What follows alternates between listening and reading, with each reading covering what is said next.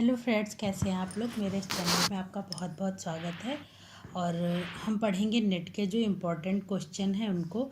और देखिए, क्वेश्चन बहुत ज़्यादा इम्पोर्टेंट हैं, आपके लिए बहुत ज़रूरी हैं। अगर आप चाहते हैं आपका नेट क्वालिफाई हो जाए तो ये क्वेश्चन जो मैं पढ़ा रही हूँ आपको, वो अच्छे से आप ध्यान से लर्न कर लीजिए, याद कर लीजिए।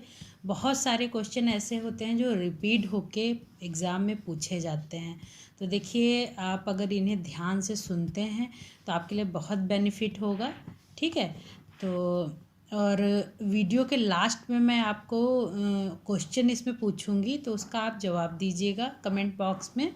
ठीक है। बाकी आप ये क्वेश्चन अच्छे से पढ़िए, बहुत ध्यान से। डेली शाम को आप जब सोने जाइए तब आराम से इसको सुनिए। पिक्चर इसलिए नहीं दिखा रही हूँ क्योंकि ये क्वेश्चन आपके लिए सुनना और याद करना बहुत ज़रूरी है। ठीक है। तो चलिए स्टार्ट करते हैं। देखिए, पहला क्वेश्चन है, सबसे प्रसिद्ध पॉप कलाकार कौन है। तो सबसे जो प्रसिद्ध पॉप कलाकार हैं वो एंडी वॉरहोल हैं। ठीक है। और इनका जन्म जो है वो 1928 को हुआ था और इनकी मृत्यु हुई थी 1987 को।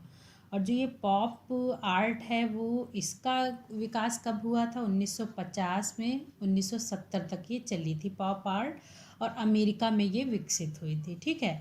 पॉप आर्ट क्या होती है। पॉप आर्ट मतलब ये यथार्थवाद के बाद आती है। आपने पढ़ा होगा, जो सबसे आखिर में सारी वादों के बाद आती है। तो इसमें पॉप आर्ट में इन लोगों ने जैसे विज्ञापन, इंस्टॉलेशन और कॉमिक्स और डिजिटल टाइप से काम शुरू कर दिया था इसमें। ठीक है। जब एंडी वॉरहोल के बारे में आप पढ़ेंगे, इनके चित्रों को देखेंगे, तो आप देखेंगे इसी तरीके डिजिटल काम इन्होंने शुरू किया था, यहाँ पर होने लगा था। तो एंडी वॉरहोल जो है काम करते थे किस में, ये कुछ जैसे भोजन वस्तुओं के डिब्बे, पेय पदार्थों की शीशियाँ, जैसे सुपरिचित जो वस्तुएं होती थी जिनको सब जानते हैं, वो पॉप कृतियों में ये इस्तेमाल करते थे, इंस्टॉलेशन के टाइप से। ठीक है। इंस्टॉलेशन तो आप जानते ही होंगे सभी। और उसके बाद 1965 के करीब इन्होंने दुर्घटनाओं और मृत्यु से संबंधित भी इन्होंने विषय को चुना और उस पर भी कुछ चित्र बनाए, और कुछ कामुकता को लेकर भी इन्होंने चलचित्रों को इन्होंने बनाया है। ठीक है। उसके बाद नेक्स्ट है, माइकल एंजेलो किसके समय में हुआ था। तो माइकल एंजेलो जो हैं वो पुनर्जागरण के कलाकार हैं, मूर्तिकार हैं, और इनका जन्म हुआ था 1447 में, मृत्यु हुई थी 1546 ईस्वी में। ठीक है। फ्लोरेंस के थे ये। और माइकल एंजेलो अपने समय के अद्भुत मूर्तिकार थे, चित्रकार थे। और इनका द लास्ट जजमेंट एवं the fall of man Michael Angelo इनकी प्रमुख कृतियां हैं। और इनकी प्रथम कृति जो थी वो पिएटा थी। ठीक है। उसके बाद नेक्स्ट है, ऑप कलाकार का नाम बताइए। और जैसे पॉप आर्ट है, उसके पहले ऑप आर्ट थी, नेत्रीय कला इसको कहा जाता है, ऑप आर्ट को। और ये इसका भी समय लगभग यही था, 1950 से 1970। ठीक है। और ये जो कला है, इसके जो कलाकार हैं वो विक्टर वासारेली हैं। ठीक है। तो ये जो ऑप आर्ट है वो नेत्रीय कला इसको कहा जाता है, और इसमें नेत्र भ्रम मतलब चित्र मतलब कला को देखकर एक भ्रम उत्पन्न होता है आँखों में, इसीलिए इसे नेत्रीय कला कहा जाता है। जैसे इनके जो ये वासारेली हैं, इन्होंने जेब्रास करके पेंटिंग बनाई है।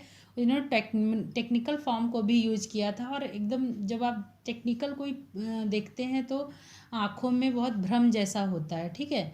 अभी आपने जल्दी में ही देखा होगा, डबल आँखें बनी होती हैं, एक ऊपर आँखें हैं चेहरे में, एक नीचे दो दो आँखें, हॉरर मूवी में, तो वो उस तरीके से भ्रम उत्पन्न करता है। ठीक है। ये ऐसा काम इसमें हुआ था। तो इसके जो मेन कलाकार हैं वो विक्टर वासारेली हैं। ठीक है। उसके बाद नेक्स्ट है, अपने इसमें पिंक पीरियड के लिए कौन प्रसिद्ध है। तो पिकासो जो है वो पिंक पीरियड के लिए प्रसिद्ध थे, और पिकासो ने 1901 से 1904 तक ब्लू पीरियड में काम किया है, जो दुखों और घटनाओं और मतलब बुरे बहुत उस तरीके से, जो अवसाद से ग्रस्त होकर इन्होंने ऐसा बनाया था। इनका एक फ्रेंड था, उसने अपने गोली मार ली थी और उसकी डेथ हो गई थी, उसी से दुखी होकर इन्होंने ये कार्य शुरू किया था। ब्लू पीरियड 1901 से 1904 तक चला है। उसके बाद 1905 से इन्होंने पिंक पीरियड स्टार्ट किया था। इसमें इन्होंने कुछ उत्साहवर्धक और जैसे कैफ़े वगैरह के, डांस वगैरह के इन्होंने इसमें चित्र बनाए हैं। ठीक है, उसके बाद नेक्स्ट है पोटैटो ईटर का प्रसिद्ध चित्र किसके द्वारा बनाया गया है? तो वॉन गॉग द्वारा पोटैटो ईटर का चित्र बनाया गया है। और जो वॉन गॉग की जो आरंभिक कला है वो 1880 से 1886 के बीच चली है और इसे डच कला कहते हैं। ठीक है, डच कलाकार भी इन्हें कहा जाता था।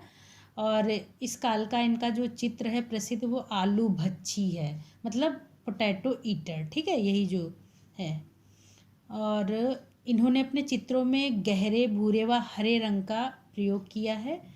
इसके बाद नेक्स्ट क्वेश्चन है जॉय ऑफ लाइफ नामक पेंटिंग किसकी है? तो हेनरी मातिस की पेंटिंग है ये।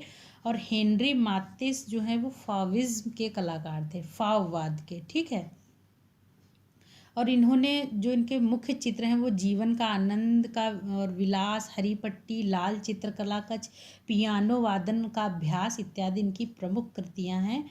और 1906 में मातिस की द्वितीय एकल प्रदर्शनी हुई थी, जिसमें चित्र, रेखांकन, लिथोग्राफ्स, छापा चित्र, मूर्तियां आदि विविध कलाकारी इन्होंने प्रदर्शित किए थे। ठीक है, उसमें से ये सबसे महत्वपूर्ण है जॉय ऑफ लाइफ। उसके बाद नेक्स्ट है किसने लंचियन ग्रास नामक पेंटिंग बनाई है? तो माने जो थे, मैनेट भी कहा जाता है इनको, इन्होंने दूसरी ये लंचियन ग्रास पेंटिंग बनाई है। और आधुनिक चित्रकला के इतिहास में 1863 का वर्ष बहुत महत्वपूर्ण रहा था। इस वर्ष पेरिस में अस्वीकृत चित्रों की प्रदर्शनी आयोजित हुई थी, जिसमें प्रदर्शित एडवार्ड माने का चित्र जो है तृण पर भोजन लंचियन ग्रास आलोचना का विषय बना था। इसकी बहुत बुराई हुई थी, आलोचना हुई थी, तभी से यह चित्र बहुत ज़्यादा फेमस है। और उसके बाद प्रभाववाद की शुरुआत हुई थी। ठीक है, नेक्स्ट है डेविड की मूर्ति किस मूर्तिकार ने बनाई थी? तो माइकल एंजेलो ने डेविड की मूर्ति बनाई थी। याद रखिएगा, बहुत ज़्यादा क्वेश्चन पूछा जाता है ये। सो नेक्स्ट है बिंदु चित्रण पद्धति आरंभ करने वाले कलाकार का नाम बताइए। तो इसमें जो शिवरत मतलब सोरा, जो नव प्रभाववाद के कलाकार थे शिवरत, तो इन्होंने ये बिंदु चित्रण पद्धति स्टार्ट की थी। तभी नव प्रभाववाद को बिंदुवाद, विभाजनवाद भी कहा जाता है। और नव प्रभाववाद प्रभाववाद के बाद स्टार्ट हुआ था। और इन्होंने कलर से बिंदी बिंदी बिंदी बिंदी रखते थे। और एक दार्शनिक थे, उनका मुझे नाम नहीं याद है इस टाइम, तो उन्होंने इनके चित्रों को देखकर कहा था कि ऐसा लगता है इनके चित्र देखकर जैसे बहुत सारी मक्खियाँ बैठी हैं और अभी उड़ जाएंगी तो पूरा कैनवास खाली हो जाएगा। ठीक है, इस ऐसा लगता था इनके चित्रों को देख के, जो बिंदी बिंदी इनके चित्रों में बनी होती थी, दूर से देखने पे लगता था मक्खियाँ बैठी हैं। ठीक है, उसके बाद नेक्स्ट है वह पहला पेंटर कौन था जिसने तैल चित्रांकन आरंभ किया था? तो इसमें थे जॉन आइक पहले पेंटर थे जिन्होंने तैल चित्रण विकसित कर उसकी संभावनाएं बढ़ाई थी और शुरुआत की थी तैल चित्रण की। और इनका जन्म हुआ था 1390 ईस्वी। ठीक है, और उसके बाद नेक्स्ट है रेम्ब्रांड को किस लिए जाना जाता है? तो रेम्ब्रांड जो थे उनको नाटकीय प्रकाश के लिए जाना जाता है। और इन्होंने प्रकाश का हूबहू चित्रण करने के बजाय इसमें मतलब परिवर्तन भी किया है, इसमें अपने तरीके से इन्होंने प्रकाश को भी डाला है। ठीक है, रेम्ब्रांड ने। उसके बाद नेक्स्ट है गुर्निका पेंटिंग किसके द्वारा बनाई गई थी? तो पिकासो के द्वारा बनाई गई थी गुर्निका पेंटिंग।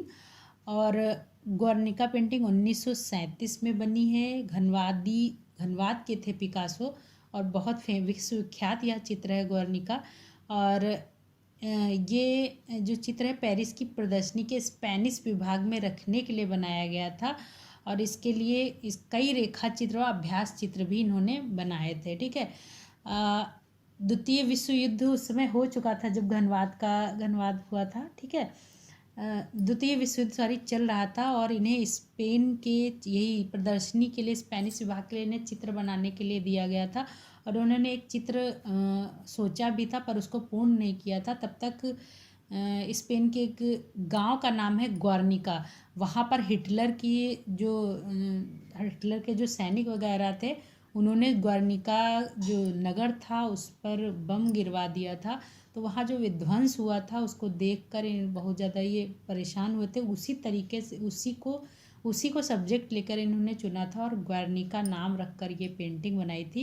इसलिए ये मतलब युद्ध पर इसमें बना हुआ है। आप पेंटिंग अगर देखेंगे तो इसमें घोड़े और रोती हुई औरत इस तरीके से इसमें बनाया गया है। ठीक है, बैल वैल दिखाए गए हैं, जो सब कुछ ख़त्म हो चुका है, ऐसे युद्ध का चित्र इसमें है। ठीक है, उसके बाद नेक्स्ट है प्रसिद्ध आधुनिक पेंटर जैक्सन पोलाक कहाँ का है, तो ये अमेरिका के हैं और द्वितीय विश्व युद्ध के पश्चात अमेरिकी कला के एक प्रणेता के रूप में पोलाक को सम्मानित किया गया था और इनका आरंभिक कला अध्ययन न्यूयॉर्क के आर्ट स्टूडेंट लीग में टॉमस बेंटन के मार्गदर्शन में हुआ था। ठीक है, तो ये क्वेश्चन है, आप अच्छे से पढ़ लीजिएगा, याद कर लीजिएगा। और मैं आपको 2 क्वेश्चन देती हूँ जो सौंदर्य शास्त्र से संबंधित हैं। आप इनके आंसर मुझे दीजिएगा कमेंट बॉक्स में। तो पहला क्वेश्चन है, भारतीय सौंदर्य शास्त्र के प्रथम दार्शनिक कौन थे। ठीक है, ऑप्शन मैं आपको बता दे रही हूँ, भट्ट लोलट, अभिनव गुप्त, भरत मुनि, आनंद वर्धन। ठीक है, ये 4 ऑप्शन आपके पास हैं, इसमें से मुझे बताइएगा कौन है। ठीक है, भारतीय सौंदर्य शास्त्र के प्रथम दार्शनिक कौन थे। उसके बाद दूसरा क्वेश्चन है, सौंदर्य शास्त्र के अनुसार भाव कितने होते हैं। तो पहला ऑप्शन है 5, दूसरा 8, तीसरा 9, उसके बाद 12। ठीक है, 5, 8, 9, 12। ठीक है, तो इसमें से मुझे बताइएगा सौंदर्य शास्त्र के अनुसार भाव कितने होते हैं। इसके ज़्यादा अगर आपको जानकारी इसके बारे में थोड़ी सी डिटेल भी पता है तो इन दोनों क्वेश्चन के बारे में कमेंट बॉक्स में लिखिएगा। चलिए मिलते हैं अगले वीडियो में, धन्यवाद।